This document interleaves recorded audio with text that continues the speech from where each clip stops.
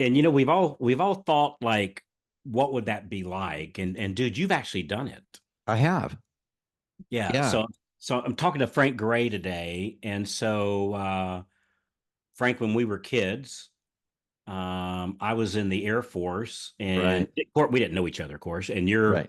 you're in the Navy. What year were you in the Navy? When was this? 1980 to 1986, right out of high school. I Okay. graduated in June of 80, was in the Navy in July 26th of 80. Yeah. Okay. So So went, shoo. we're in there about the same time. Yeah. Okay. Yeah. So you were in 6 years. Uh-huh. And so what we're talking about today is life in a submarine. Yeah. You might think, what does it have to do with mortgages? Right. Absolutely nothing. Nothing. We're not even gonna try to tie it Can't in. even try. Yeah. I I just don't thought think we like, could if we tried. yeah, I So just thought, I've always wanted to ask you what that was like. For as long as we've known each other, I don't think we've ever like talked about this. And not really. No. We've I'm touched base on our military stuff very lightly. Just yeah, never really dove in. but Yeah. I'm interested. And so if you want to hear what life in a submarine is, continue on. If not, we'll see you on the See you next next episode. time. Yeah. Yeah, yeah. So how long before was it a choice when you did you volunteer for submarine service? I did.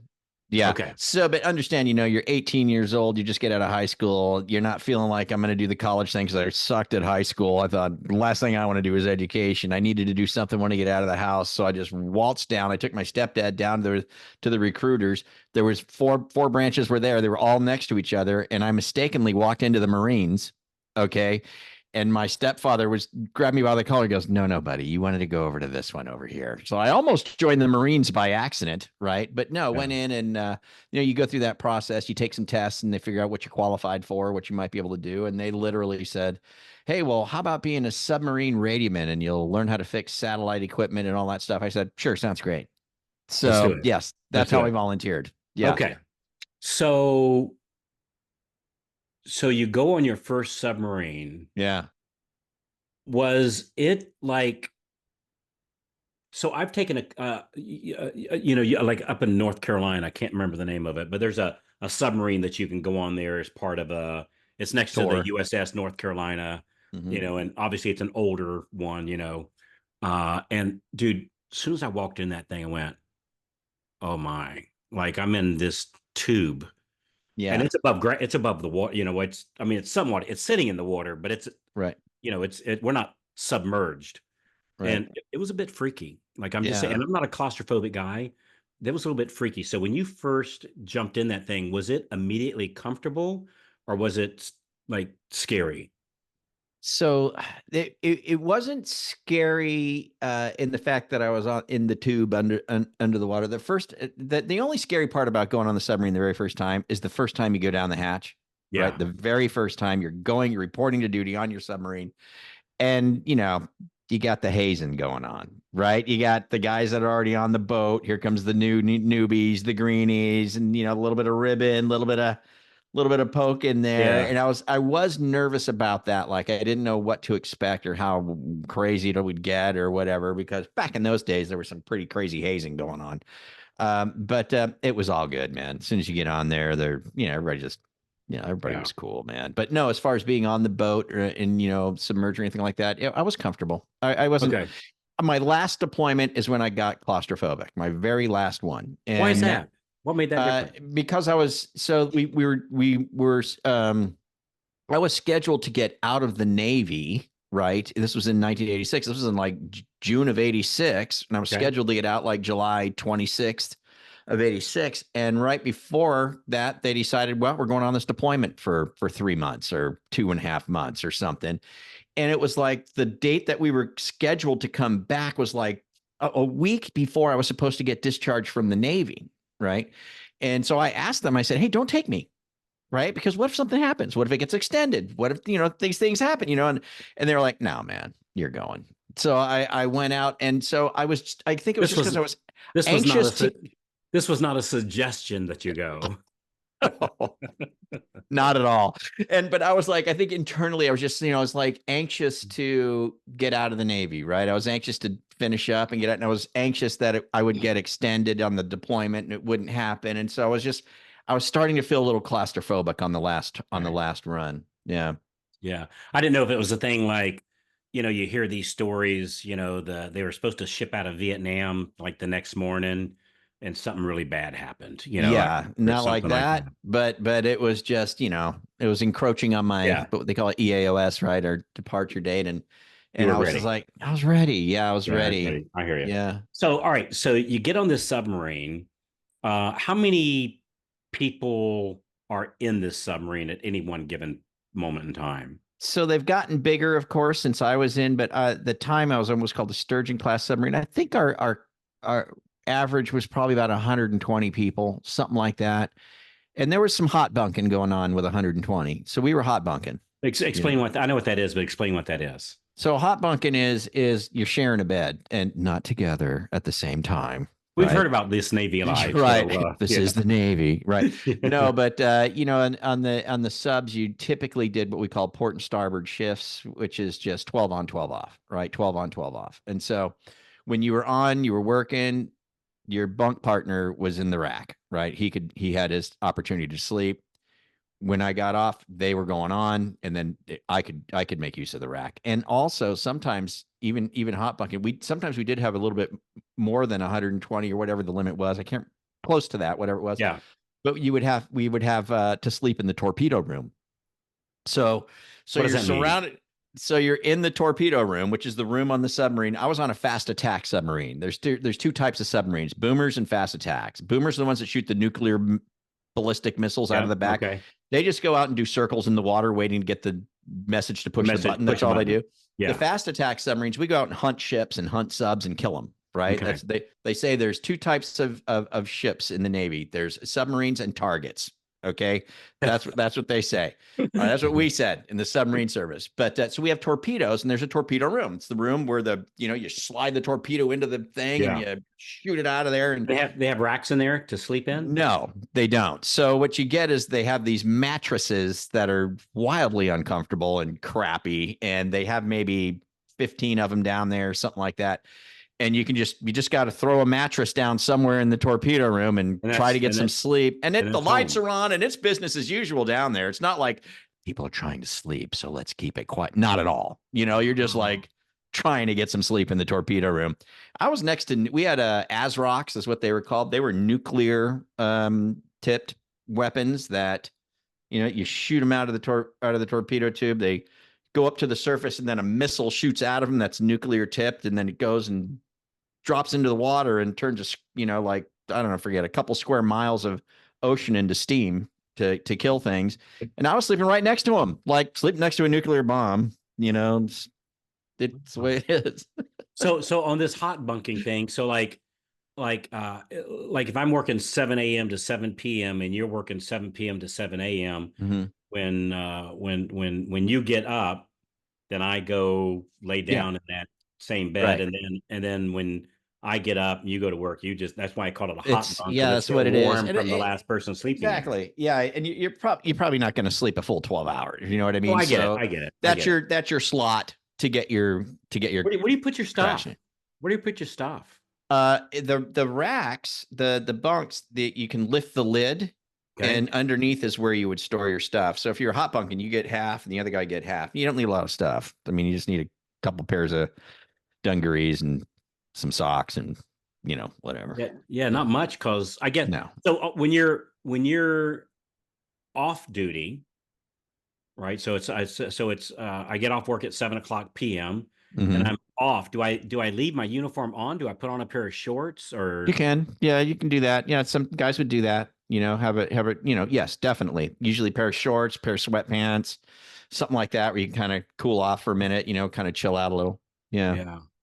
How about like what was eating? Like were they able to store enough food that you could have a lot of different meals, or did you tend to eat like was it like high school lunchroom where Mondays hot dogs, Tuesdays pizza day, Wednesdays mac and cheese So what it was on submarines, you get a better food. Okay. And so okay. you're gonna and they do that purposely because you're underwater. Okay. You're in a tube for, we'd deploy for 2.5, 3 months. Carl, we'd you know, you you were underwater for 2.5, 3 months. No kidding. Yeah, you wouldn't like on submarines. I spent 2 years on submarines, 2 years on surface ships. And on surface ships, I got to tour the world and see everything, right? Pulling all kinds of ports, but not on a submarine, especially on a fast attack. We didn't pull it anywhere. Like it was just we were out hunting, you know. But the food. So the food for submariners is or submariners is the right way to say it, but for submariners is better, right? So you get stock. We'd have lobster and shrimp and steaks and all those kind of things, but you can only fit so much in there. Yeah. There's only so much room. So in the beginning it was really good, right? Well, not really good, but pretty good. So I get it. For Navy food, pretty good. Yeah, pretty good. You know what I mean? But then toward the end, yeah, it was the powdered eggs and the powdered milk and the. What about like lettuce and tomato, like salad stuff? Like I guess in the beginning, it's good in the beginning, yeah, and then you kind of run through it, and then you're just eating things that are more canned. Pardon? Canned and frozen. Yes. Frozen, yeah. Canned, dehydrated. You hydrate things and do that kind of thing. So. But the meals were pretty good, man. It was pretty good, and go ahead. Does the ship somehow signify daytime, nighttime? No. So the ship is like, no matter when you get up, these lights are on, these lights are off, and they don't somehow simulate like what no, not at all. I had the privilege of when you would go to periscope depth, right? Go to periscope depth, or you're still under the water, but just you could pop a periscope up, right? So you're like 10 feet under or something, or 20 feet under. Well, yeah, or 75 or 50 feet, whatever it is, but that's enough to get the scope up or whatever. I can't remember, but yes. Yep. So there's two at that time. There's two periscopes, number one, number two. Number one is an attack scope. It's very stealthy. There's no electronics in it really. You just got a crosshair as you get up there. You just kind of see what's going on if you need. Number two, though, is very technical. It's got radio receivers and antennas and radar. It understands if there's being hit by radar and all that kind of stuff. And it's also got a camera in it. And so that what you see in periscope number two could be televised into certain parts of the submarine. See where you're at. Right. And I was a radioman, right? Okay. I was a radioman, Carl. So in the radio room, we had a TV. Okay. So I got to see, if it was daylight and they were looking around with the number two scope, I could see waves. It was black and white, right? But I could see something, right, The reason that I could see was because that's when we would pop up the antenna to receive the traffic, receive and send traffic. And I could see if the antenna was high enough, and I could tell them, hey, come up 5 feet, or something like that. I could say, con radio, you're gonna have to come up about 5 feet. So now when you're under the water, say 300 feet, are you able to talk to the outside world? No. No kidding. Mm-mm. You could do it at about 150 feet. And you couldn't talk, but you could hear. So we would drag what's called the floating wire.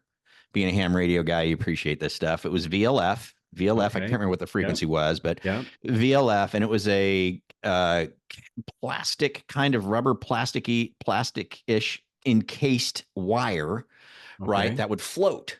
And so you would deploy that out of the top of the sail, and it was it was 100 and something feet long. I can't remember what it was, but we could get close enough to the surface where that wire would kind of float close enough to the surface where VLF waves would listen, would get through. Yeah, but the bad guys wouldn't see a periscope coming. No, nothing like that. But then we get slow. It was VLF, so the traffic would come through on the teletypes very slow, instead of But yeah, so you could listen. We didn't do that often, but if we were just because otherwise, if something very bad happened upstairs, how DC could get attacked, and you wouldn't know 3 or 4 days. I'll tell you, we did some dirty things too as radiomen. So we one time, this was so funny.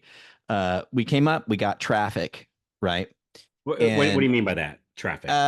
Messages, right? Okay, so you go up, and the messages are kind of stored in they're kind of stored in a queue digitally in the satellite, and they're just continually transmitting. And when you get up, you're catching it, and you just have to go through the whole cycle. So okay, I got them all. I'm back to the first message again. I got them all, right? I got them all. And they come through on a teletype machine. It's old school, and you can kind of stop it, right? You could stop it. And so one day, me and my buddy were in radio, and we're just goofing around, and the news was coming. They would send us news, like the Associated Press, like what's Okay. happening in the world, Headlines. and we would copy that and just distribute it to everybody on the ship. Private messages go to the officers, Yeah, but the yeah, news was for everybody, right? So yeah, just kind of like you said, so we know what's going on in the world. yeah. And who won the football game and Yeah, things. exactly. And Mhm. so we had that going through it, and then my buddy, I stopped. I go, dude, let's put a fake story in here. And he goes, what do you want to do? I go, I don't know. He goes, let's tell him Stevie Nicks died in a car crash. I said, okay. So we're like typing it up. Stevie Nicks died in a car crash, right? We put this in there, and then we just let it go again. So it finished it. So it was like inserted in there perfectly. And then, we copied it, and we just thought it was hilarious. And we forgot all about it. Because we're out of sea, right? So we come back in to port, and like our guys are going, Stevie Nicks didn't die. What's going on here? What's going So we forgot all about it. But Oh man. Hey, so what was the longest you didn't see the sunshine? hmm, close to 3 months. Did you miss it? Yeah. How You long would you did. go before you'd go, I could sure see the sun right about now. Oh, not that long, brother. Maybe 6 weeks, something like Yeah. that. You're kind of thinking, man, oh man, Oh. it'd be nice to see some sunshine or breathe some fresh Now, air. in the movies, every now and then you'll see the submarine, it'll be out in the middle of the ocean and it'll come to surface and you see people walking on top of it. Did you ever do that? No, Okay. that's not legit. The only reason that would happen is if there was some situation like you needed to surface for Or some you go reason. up there and fix an antenna on the periscope or Right, something like right, that. right. I But got you, it. you probably, and even then you wouldn't be walking around on the top of it out at sea because you Okay. get washed away really, really, really. That Yeah. way, those waves go right over the boat. So when you're in the water, underwater, do you feel like if there's a storm upstairs, do you feel it? Nope. You didn't feel nothing, man. It's just like you're sitting in your room. It's just like this. No Now, if they get motion. aggressive, if we're doing evasive maneuvers, practicing them or something Yeah, like that, then diving you'll and feel the mhm. angles. We call it angles and dangles is Okay. what they called it. And you had to make sure you secured everything, coffee cups, things like that, because if they come loose, they're called missiles. You get hit in Yeah, the head yeah. with a coffee cups, no fun. It hurt. Yeah. Yeah, yeah. The one time that it was rocky under the water is I went to the North Pole twice, busted through the ice cap twice on submarines. And when we were heading up the Bering Straits, heading to the North Pole, there was some real turbulent weather, and we were down about not going through the Bering Straits. The ocean's not that deep, right? It's a little more shallow, and so we were only going at about 150 feet, 100, 200 feet, something like that under the water, and we were getting tossed around at Okay. 150 Okay. feet. So we were like, wow, that's some weather up there, you Yeah. know. Yeah, You know. Maria and I were on a cruise ship a couple years ago, and we were up in the North Sea going to the Arctic Circle. We put in at Norway and headed north from there. And dude, so we're on this big cruise ship, right? It's a big one. And I think we were on the seventh floor above the waterline. Yeah. And literally the waves, we couldn't sit out on our balcony because the waves were Ooh. splashing up literally 70 feet. Yeah, that's crazy. Yeah, so I hear what you're saying up there. You get up, there's some nasty weather. It does. It gets wacky up there. It gets Yeah, it very does. wet. Same thing in South, the going around the Cape of Good Hope, I think they call it, or the Horn, uh, Mm.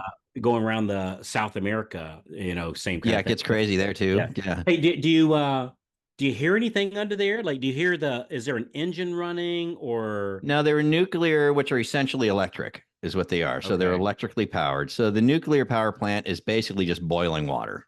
That's what it's Okay. doing. So it's boiling water, creating steam.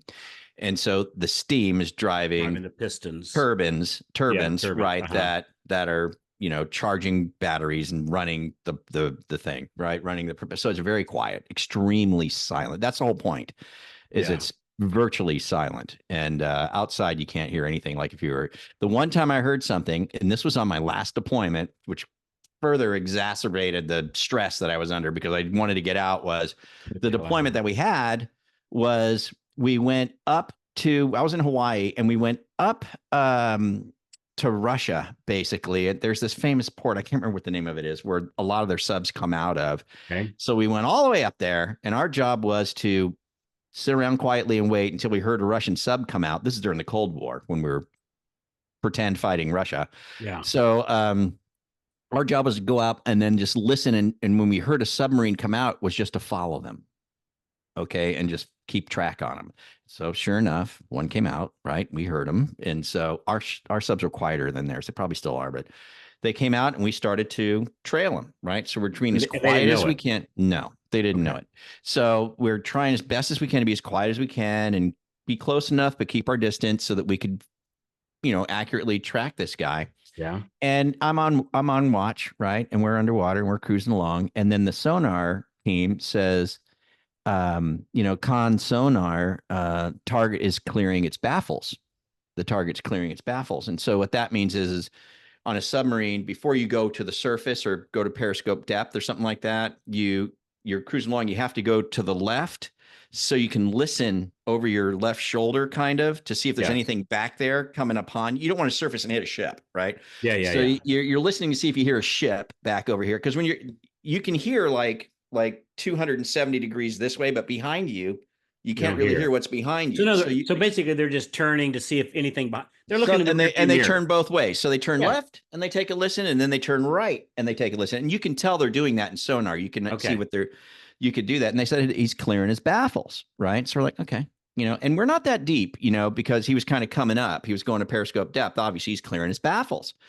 And so, he's clearing his baffles, and we're like at 150 feet, 200 feet, something like that, listening to him. And when he turned to he turned one way and then he turned the other way. And when he turned the other way, he went active on his sonar, which you never do. Like, in the movies, you got that's BS. I mean, it's there, and they have very powerful sonar that does that. The But pinging. the pinging, but you Yeah. don't do that, because when you do that, you announce your presence to everything in the every you can hear that for crazy distances. Yeah. Well, this guy turned right and he lit up his active sonar, right? And brother, I'm telling you, like, I was in the mess hall, right, when this happened, because we were under the water. I didn't need to be in radio. So I'm in the mess hall having a snack or something like that. It shrilled through the entire submarine loud. When he Like, pinged. oh God, it was like, and the sonar doesn't go ping, ping, it goes like doo doo. It has all these different tones to go through different thermal layers that might react differently. Dude, we all just turned white. Like, what was that? They freak out, make your depth 1,000 feet, rig for silent running, because we thought they heard us. And then they pinged to know that, to get a bounce off of us to know where we were. And here I am thinking, great. Yeah. Supposed to be getting out of the Navy. Yeah. I'm getting pinged by a freaking Russian submarine in Russian water. We're going to be a debris field. This is great. Yeah. Yeah. Yeah, we're going to get forced to surface, taken into Russian custody, whatever. And, but they didn't hear us. We don't know what they did. We believe that what they did, they were just decided to do a test of their active sonar, because they were very close. We were very close to they were in their waters. Yeah. And so then they just kept on going, and we followed them. We turned them over to a British airplane, and they turned them over to somebody else. And they wound up going right off the coast of San Francisco is where the submarine wound up. Wow. Mm-hmm. So how is the air in that submarine? So here you are, a bunch of guys and ladies, right? Well, actually, There's no ladies. No ladies. There might be these days, but there weren't that. No ladies. Interesting. So here you have a bunch of guys. Frankly, no ladies they need to clean up for, so to speak, right? Sure. So let's face it, the ladies make us guys better people, right? Sure. I just yes. Right or wrong, it's just the way it is. We're better people because of ladies. There's no question. Yeah. So here you are, a bunch of guys. You're underwater for 3 months. Does it get funky in there? Yeah, it does. Yeah, I bet it does. Some guys, for fun, what they'll do is they'll try and go as long as they can possibly go without taking a shower, just for fun. Oh God! I'm not even kidding you, brother. Something to do. Just they something literally stink so bad.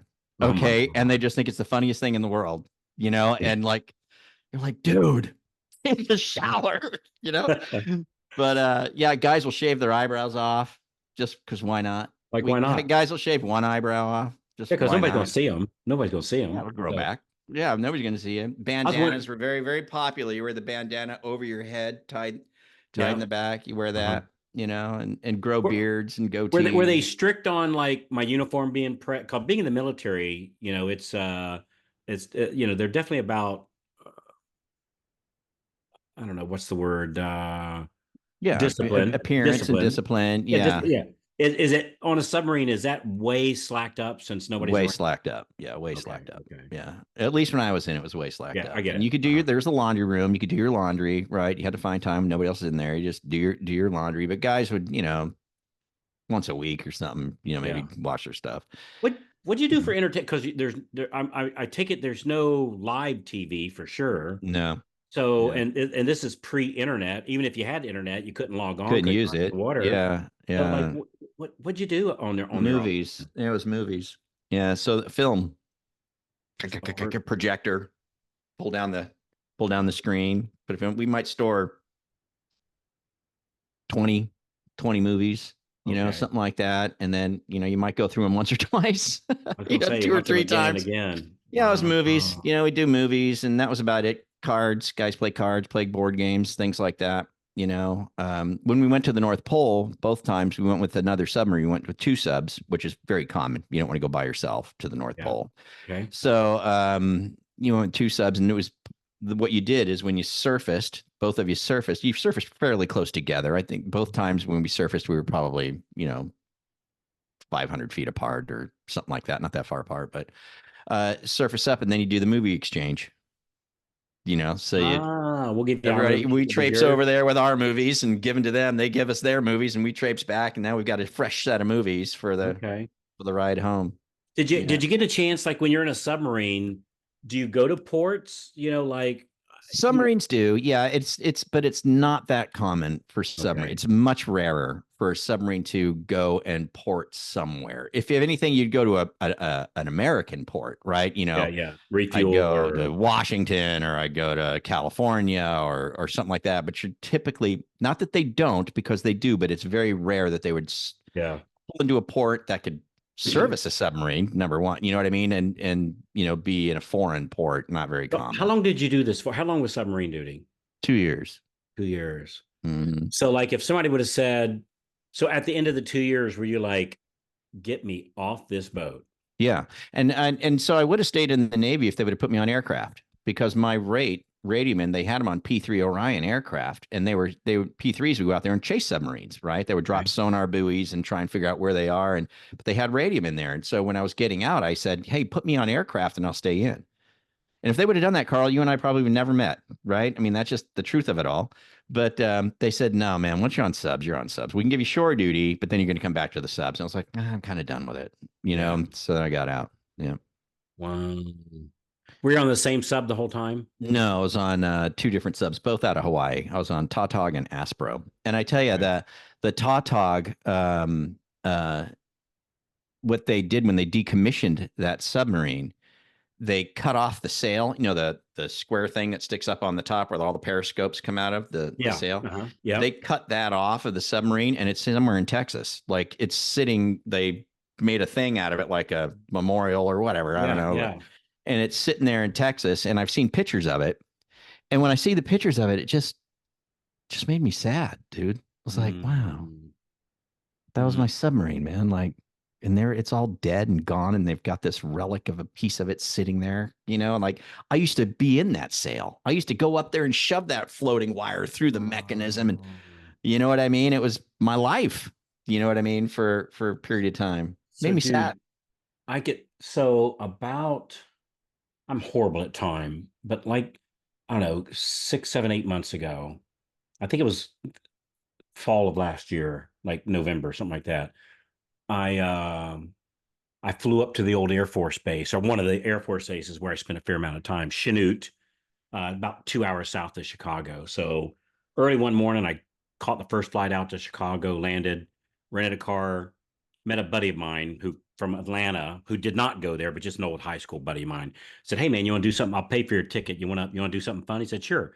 I said, "I want to fly out, drive down the Air Force base, go sit out there, just reminisce a little bit, and then drive back and then fly back that afternoon, that evening, right? Yeah. I'll do that. So we did. And so the Air Force Base had been decommissioned, so it's not active anymore. Yeah. And you literally could go buy these old buildings with the Yeah. land on them and opened up a dry cleaner, like, Yeah. Yeah. and I went there and a lot of it was gone, but my old dorm was still there. No way. Yeah, and dude, I just sat there on the steps of the, and dude, it looked like a Stephen King novel. Like literally, like all the vines had grown all over it, and Wow. little kind of spooky-ish, Yeah. thing. Yeah. And Of days gone by, just like this oh, relic from the past. And but you, I could still see Bob yeah. out there, walking across, and cute Paige Brown, cute little Yeah. blonde. I could see her walking over here, and Sergeant Skinner, who was trying to turn these little boys into men. Yep. And I literally sat there on their steps and I literally started weeping. I could believe it. I agree. If I saw that sale, if I was physically Yeah. there next to it, I bet I would too. It's just It's like, just wow. funny. Not out of sadness, just out of I don't know No, what. just out of I don't know. nostalgia. Yeah, or Something. just Yeah. whatever it is. It's just that your life, it was I think the same for you as for me and anybody else who's listening who was in the military, that the military time is a very interesting chapter in anyone's life who Very serves. interesting. And it's you meet a lot of people and you're in this club together and you're doing things together and you're growing, and a lot of times you're in when you're very young, like you said. It's a time to, like you said, you become a man around these other people in this Mhm. environment of the military. It's a very it's a time in Impressionable. your life, impressionable, and it's a time in Yeah. your life that you just never forget, and it's a very meaningful time. And so yeah, to go back and see the dorm would be an emotional thing. It really would It be. was it was really cool, man. It's one of my, like, a single day, and not the birth of a child or my wedding Sure. day, or like, Yeah. take away those things. It was really special. It was Yeah. it's just funny how that works. Yeah. So all right. So hey, Frank, I have the authority to give you a 3-month tour on it, and you're going to work. You're going to take me up on it, or you're going to pass? To do what? So To go I have back on the a sub? authority. Yeah, I have the authority. I've been given the authority by the president, or the Secretary of Defense, I do it and all day long. he and she said, I'll "Hey, do it. would you go back?" Yeah, 100%. Yeah, yeah, one more time just to relive it again. Yeah, just yeah, knowing it's just a couple of months or something and I yeah, can yeah, get yeah. out. I do it And 100%. nobody's shooting at you. Right. Nobody's shooting at I you. do it 100%. Wow, Yeah. Just to wow, remember it again. There's a lot yeah. to know. You had to get qualified. I mean, it was a really uh you know the submarine sailors, of course, they like to think that they're the elite sailor, Yeah, right? right. There might be. And well, we liked to think we were, Yeah, because we're underwater. it's unique. And like It's we got a unique. situation going on down there. You better have your game on, and you better be talk about teamwork. Hey, this is how we can tie it in to mortgage, right? I mean, We're doing wingman stuff right now, getting a yeah, wingman and making yeah. sure you're supporting each other. Get on a submarine. Ain't no time for anything but 1,000% support, like at all times from If you get in everyone. trouble down there, you're in trouble. You're in big trouble. Yeah. Yeah, that's like having get in trouble on an airplane. You, Yeah. Or it's like a submarine's like getting in trouble in outer space. yeah, You know what I mean? That's what it's like, a lot of ways it can go wrong. Yeah. A lot of ways it So can go wrong. yeah, but good times. Thanks Um, for the podcast. It was fun to reminisce about it a yeah, little. man. It's I did. I always wondered about that. Hey, one last thing. Yeah. So you come into port. You've been underground for or underwater for 3 months, Yeah. and you come to port. So I've been on like 21-day cruises, and on a big luxury boat, and I get off on land after that, and the old sea legs thing where I still, Yeah. You feel like you're moving. yeah, that's a real Yeah. thing. Now Yeah. in the submarine, since you're not moving, you probably didn't have to deal with that. No. What did you have to? Was there anything about getting back into civilization where you're not living in a tube and now you're back in society, so to speak? Any kind of readjustment Oh, to? just absolute joy. Just absolute joy. And we would get fresh air out there. So in the submarine, you're making your own water, you're making your own air, right? We pull Yeah, it all yeah. from water, from the ocean water. We can extract fresh water, we can extract oxygen, and so we're making our own water, making our own air. And but like you said, it's the air down there is perfect, right? It's perfect. There's nothing impurities. It becomes, after not too long, it's just perfect air. And Other than Larry, who hasn't had a shower since exactly, which September. maybe that helps you smell him even more because there's nothing in between you two, right? Mm. But we would get up to periscope depth sometimes, and they would pop up the snorkel. So they would snorkel, and so there's a big thing. It's a snorkel, and they put that thing up there and stick it above and open it up and just bring in tons of fresh air, right? So you just You bring smell it. the salty air. Yeah, you smell it, Yeah, and that was always nice. It's like, oh, okay, there's something from the outside, yeah. coming in. But when you get home, and you get out into, you get to open the hatch and come out of the boat, and Yeah. then it's nice. Yeah, and you feel Oh. the air, the temperature, and all that stuff. It's a Hear the quite a good birds. feeling. See, Yeah, I'd miss like the sounds of Nate, just the birds and an yeah, owl in the evening, or even the yeah, dogs, 3 blocks over sometimes yeah. talking, You do miss it. Yeah, you do miss yeah, it. yeah, Yeah. yeah, cool. So Brother, I love you, man. This was just absolutely fantastic. I think this is without question my favorite episode I've ever recorded for sure. And very interesting, man. You know what's neat, Frank, is we mm, talk to people on a day by day basis, like all of us, right? And you never know the history of what that person's been through. yeah, true. And if you just stop and take the time and say, "Hey, man, what's one thing unique about you? What's something about you that I probably don't know?" That you Right. get to hear some really cool stuff. So You do. Yeah. thanks for sharing, man. It's good Hey, stuff. man, my pleasure. Thanks for asking. All right, brother. All right, gang. Well, All there you right. are about mortgages, and now we expect you to go close some more loans now. So, Exactly. I hope so that helps. yeah. Thanks for what you're doing, buddy. All right, you too, bro. Thank you, Okay. man. All right. Bye. See you. Hey, if you want to listen in on Frank on a day by day basis, go to loanofficerbreakfastclub.com, loanofficerbreakfastclub.com, where Frank leads 5, 6, 700 loan officers each and every day on one big Zoom meeting, everybody sharing back and forth ideas. Really cool thing. So, loanofficerbreakfastclub.com, loanofficerbreakfastclub.com. We'll see you there in the morning. Thanks again, everybody. Bye bye.